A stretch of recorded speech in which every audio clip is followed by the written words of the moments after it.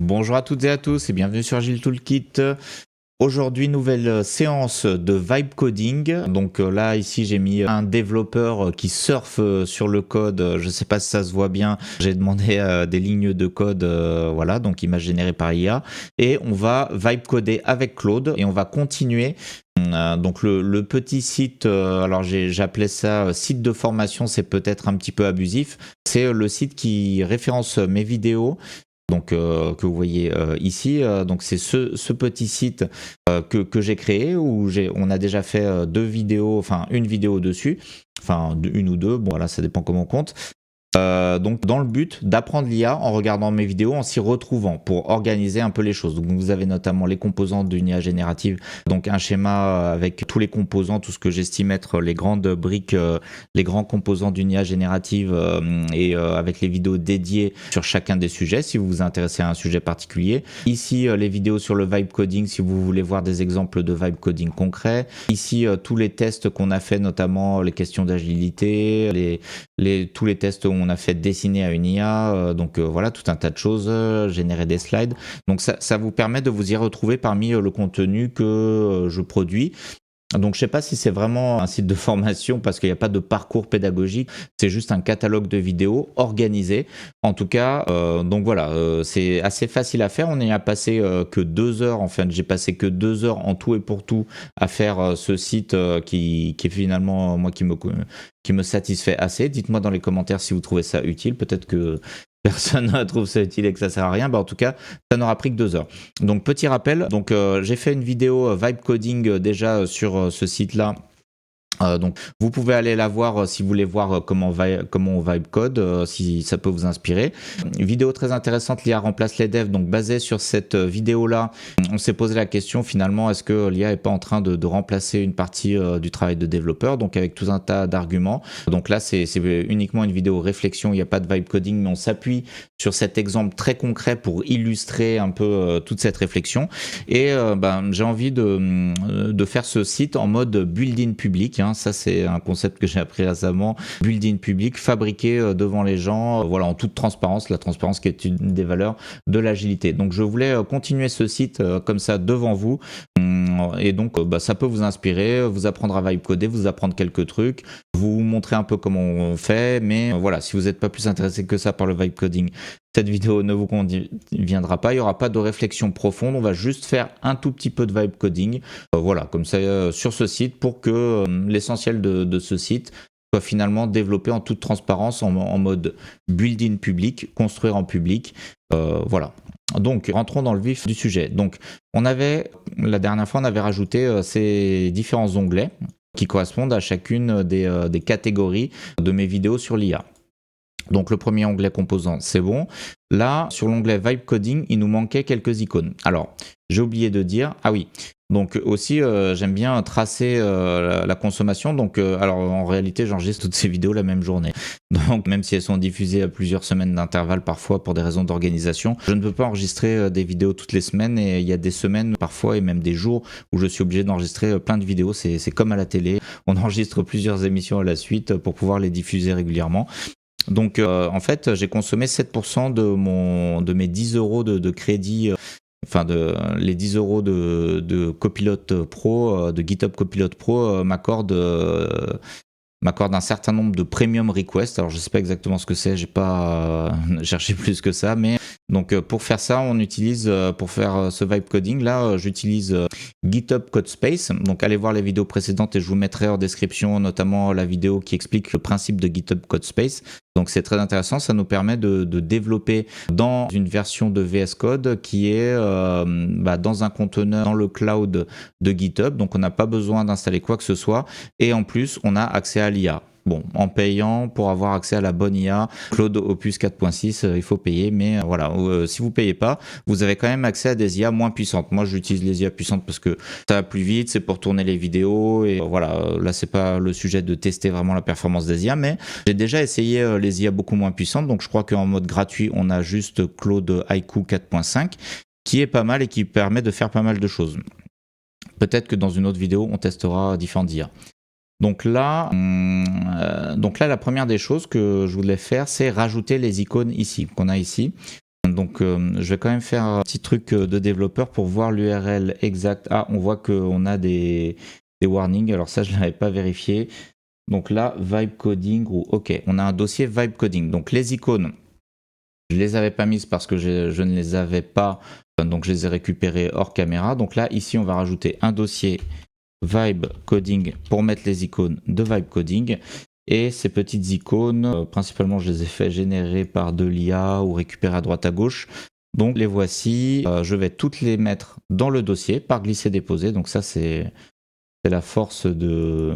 Ça n'a pas fait ce que je voulais. Est-ce que ça, c'est... J'ai créé un fichier, en fait. Donc c'est pas ce que je voulais faire. Supprimer. Donc vous voyez, bon, je suis pas expert tellement en développement, enfin j'ai été développeur, mais je suis pas hyper affûté. Et grâce à ces outils, grâce à tous ces outils, ça me permet de faire des tas de choses relativement facilement. Hop, déplacer. Et voilà. Donc là, maintenant, on va demander à l'IA, serre le site sur un serveur web pour qu'on puisse tester notre version qui est à l'intérieur de notre conteneur. Donc il y a une petite commande. Alors c'est voilà, c'est ça. Ça nous donne la commande. Hop. Oui, bon là il a mal compris, mais en fait il a compris finalement. Il a tout à fait compris. Donc là, on va voir notre site normalement. Enfin, j'espère qu'il a compris. Et voilà. Donc Vibe Coding, et là on a nos petites icônes. Voilà, c'est ce que je voulais, une icône pour chaque application. Donc c'est pas grand chose, mais finalement elles sont là. C'est assez joli. Ça rend bien. Donc ça c'est la première chose que je voulais faire. Ensuite, test IA, c'est fait. IA local, donc j'avais mon petit TXT où j'ai mis toutes mes vidéos, etc. Et là, il faut rajouter, il faut modifier le JSON, le fichier qui contient toutes les datas. Alors déjà, on va faire un commit, premièrement. Comment on fait? Je vais rajouter un terminal ici. Voilà. Git add. Git commit-m ajout des icônes de la page Vibe Coding. Et voilà. Donc ça, c'est fait. Donc maintenant, on va rajouter, alors où est-ce que j'en suis? Bon, les warnings, on les résoudra un autre jour, je pense, parce que, alors c'est quoi? Unreachable code. Bon, on fera une vidéo spéciale sécurité, je pense. Alors c'est pas de la sécurité peut-être, mais de la qualité, mais je suis surpris parce qu'il y a quand même beaucoup de problèmes. Bon, mais apparemment ça marche, hein, ça marche quand même.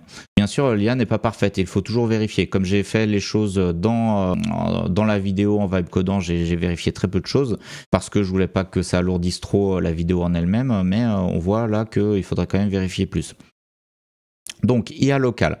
Donc qu'est-ce que j'avais prévu pour IA local? Juste mettre quelques vidéos. Donc on va le demander. Donc là on va se mettre. Alors je vais regarder le fichier JSON comme JSON statam. Donc on a les pages composants. Alors ça je ne me souviens pas exactement de ce que c'est. Ah oui, vibe coding. Oui. Donc il y a la page composant. Ensuite la page vibe coding. Ensuite test IA. Ok, il y en a beaucoup. Et il n'y a pas la page. Donc là on va rajouter maintenant. On va rajouter la page. J'ai déjà oublié ce que c'était. Alors il est très tard. Hein. IA local. Il est 1h. Bon, c'est vraiment très tard. Donc, on va rajouter la page IA local. C'est une page simple qui contient simplement une description en haut de la page et une liste de vidéos.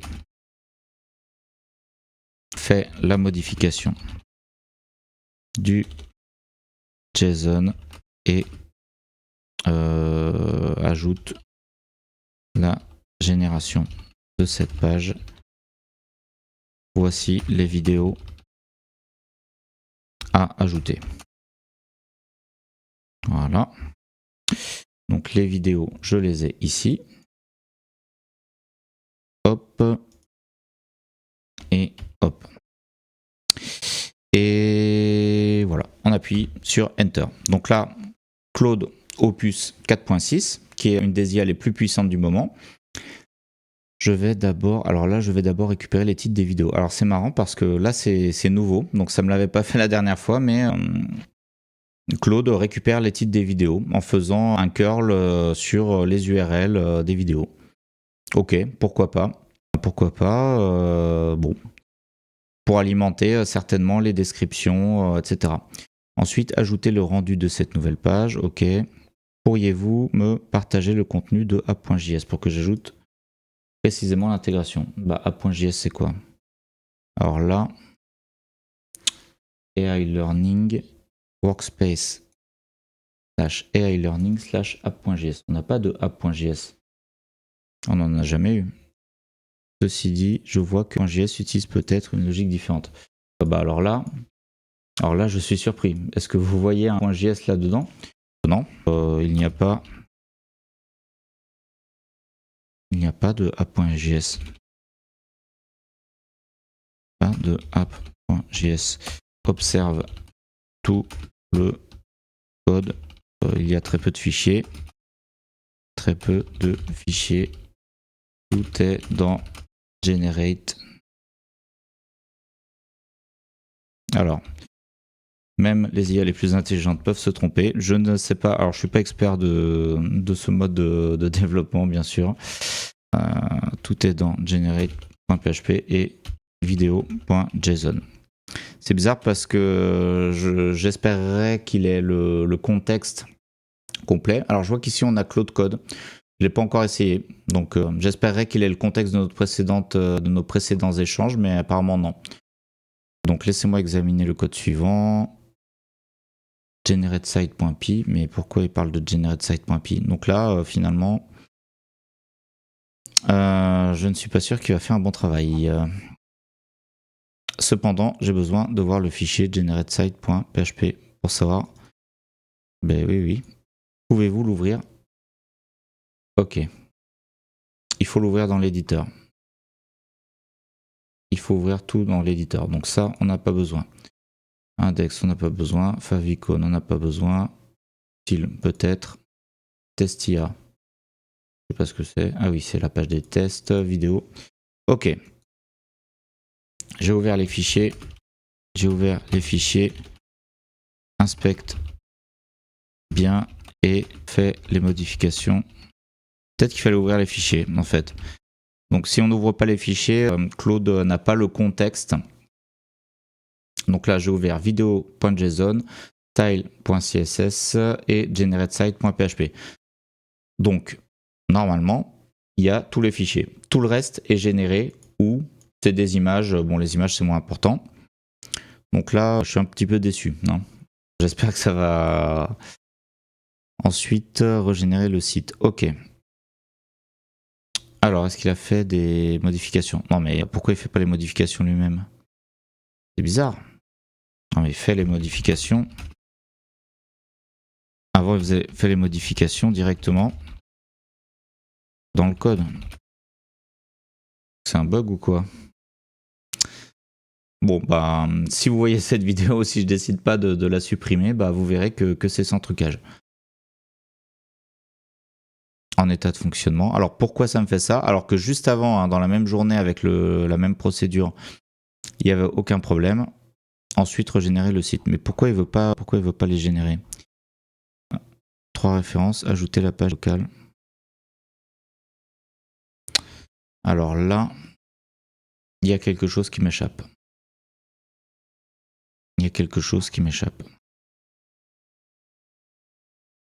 Je vais reprendre mon prompt du début.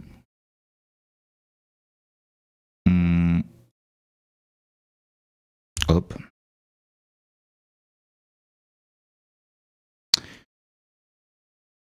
Ah, je sais pourquoi. Parce que c'est écrit ask. Il fallait utiliser le mode agent. Bon. On va refaire en mode agent. Je pense que c'est ça. Alors pourquoi c'est passé en mode ask, je ne sais pas. Peut-être moi tout à l'heure en faisant la démo. Donc bon oui, il y a tout un tas de petits détails à savoir. Donc là, ça a bien marché. Bon, j'ai pas été très attentif. Bon, ça c'est parce qu'il est 1h en fait. Voilà. Donc là, je pense qu'il est un petit peu trop tard, mais au moins spontané. Vous voyez, voilà, vous voyez la réalité. C'est une vraie séance de vibe coding du soir. Donc là, normalement, ça devrait mieux se passer parce qu'on est en mode agent. Quand on utilise le mode Ask, c'est comme si on était dans le site de Claude, il nous pose des questions, etc. Il peut juste voir quelques fichiers en plus. Mais là, en mode agent, il va être capable de, d'éditer le code directement. Donc apparemment, c'est plus long. Chargement, je ne sais pas ce qu'il fait exactement. Alors là, il me demande de faire des tas de choses. Alors là, il veut faire des curls. Il tient à faire le curl sur YouTube pour récupérer les infos de la vidéo. Pourquoi pas? Donc ça, c'est nouveau, mais très bien, soit. Donc, on peut suivre toute la réflexion. Hein. On peut accéder à toute la réflexion de Claude. Bon, en général, on ne le fait pas parce que c'est un peu long. J'ai bien compris la structure, je fais les modifications directement. Très bien. Et c'est bien présenté parce que, en un peu plus visible, là, on a les grandes étapes du raisonnement qui apparaissent pendant qu'il réfléchit. Alors, je ne sais pas si là, on aurait accès à l'ensemble de tout son cheminement de pensée. Donc là, il nous met page IA locale. OK, il est encore en train de réfléchir, on va le laisser tranquillement terminer. Donc ça respecte, je pense, à peu près... Ça respecte le même template que ce qui était déjà fait pour les autres pages. Les titres des vidéos sont des placeholders. IA local vidéo 1, 2, 3, bah très bien. Vous pouvez les remplacer par les vrais titres. Oui, terminé. Ok, donc terminé. Bon, on va regarder ici ce que ça donne. Hop. Je refresh. Pourquoi ça ne marche pas? Parce que il faut faire il faut faire php generate site. Logique. Et voilà, donc je l'ai fait. Et maintenant, hop, et voilà, j'ai mes 3 vidéos. Alors j'avais demandé un texte au-dessus, bon, on l'a pas, c'est pas très grave. On l'a pas, c'est pas très grave, donc je vais regarder combien ça nous a coûté cette affaire. Ah, on est passé à 13% quand même. Donc on a consommé 6% de nos requêtes premium. Mais il y a des requêtes qui ont été mal consommées, qui ont été gâchées entre guillemets. C'est quand j'étais en mode Ask. J'étais quand même avec Claude Opus 4.6. J'ai posé plusieurs questions. Mais voilà, c'était pas des très bonnes questions. Alors description, découvrez comment installer et utiliser des modèles d'intelligence artificielle. Oui, on a quand même le texte. Ok. Bon, on l'a ici. Donc j'aurais bien vu un texte ici, mais finalement, bon, est-ce que j'ai quelque chose à mettre là? Non, pour l'instant, non. Donc, ben voilà, on a notre feature. Eh bien, écoutez, après cette petite mésaventure, je crois qu'on va pas poursuivre beaucoup plus. Alors maintenant, pour accepter toutes ces modifications, je peux faire conserver ici, directement ici. Hop. Ensuite, je vais lui demander de écrire... je vais lui demander fais le commit. Fais le commit avec un commentaire concis. Voilà. Donc là, on va faire le commit pour le mettre directement en production dans un instant. Bon, je suis vraiment très feignant. Hein. Je fais écrire mes commentaires de commit et mes commandes de commit par l'IA avec Claude Opus 4.6 AI, donc qui est l'IA qui consomme le plus de ressources, hein, qui est la plus onéreuse, je pense. Donc là, juste pour faire ça, git add et git commit ajout de la page avec vidéo avec IA local. Ensuite, un petit git push. Mais ceci dit, si vous n'êtes pas à l'aise avec Git, ça peut tout à fait vous aider. Ça peut vraiment vous assister grandement. Donc là, suite au git push, en fait, on voit que sur la page GitHub, il y a un déploiement qui est en cours, qui se fait ici, ce qui nous permet de déployer directement sur le vrai site. Donc le site est hébergé sur GitHub Pages. Là aussi, j'ai fait une vidéo sur le sujet. Dès l'instant que vous avez un dépôt GitHub, vous pouvez tout à fait l'héberger si c'est un site statique, comme c'est le cas ici. Vous pouvez l'héberger directement sur GitHub. C'est une petite configuration dans Settings, Pages ici. Donc vous pouvez le configurer, je vous mettrai en lien en description la vidéo qui en parle. Bah tiens, on peut peut-être la voir ici. C'est dans une playlist DevOps, je crois. Alors non, c'est ici. Playlist DevOps. Bon, c'est pas du grand DevOps, mais voilà. Héberger vos sites web sur GitHub. Renforcer la visibilité. C'est de la pub. Hop. Donc là, normalement, ça devrait être déployé. Et voilà, c'est déployé. Donc ça, ce site-là, vous l'aurez aussi en description. Vous pourrez le consulter. Je pense être plus rapide sur cette vidéo, mais c'est parce que il est trop tard. On en a déjà fait assez. Donc, est-ce qu'on a nos petites icônes de vibe coding ici? Oui, elles sont magnifiques. Alors, elles s'affichent lentement. Est-ce que c'est parce qu'elles sont trop grosses? Est-ce qu'elles font trop de... Ah oui, elles font 1 mégaoctet. Bon, bah là, il faudrait que je les réduise. Je les ai fait générer par l'IA, donc faudrait réduire la taille. Bah, on fera ça la prochaine fois, du coup. On refera peut-être une petite séance de vibe coding, comme ça, vous aurez l'ensemble du process pour cette application. Et puis, voilà, si je fais ça très prochainement, on pourra même suivre le coût. Donc là, voilà, on est passé à 14% quand même des premium requests. Je crois que c'est pour le mois. Il me semble, hein, premium request. Ah voilà. Donc bon bah là on a commencé le mois hein, avec la première vidéo que j'ai tournée aujourd'hui. Donc on a déjà consommé 14%, donc c'est quand même assez coûteux. On essaiera peut-être d'autres IA moins coûteuses la prochaine fois. En tout cas, je vous remercie pour votre attention et je vous dis à très bientôt pour de prochaines vidéos.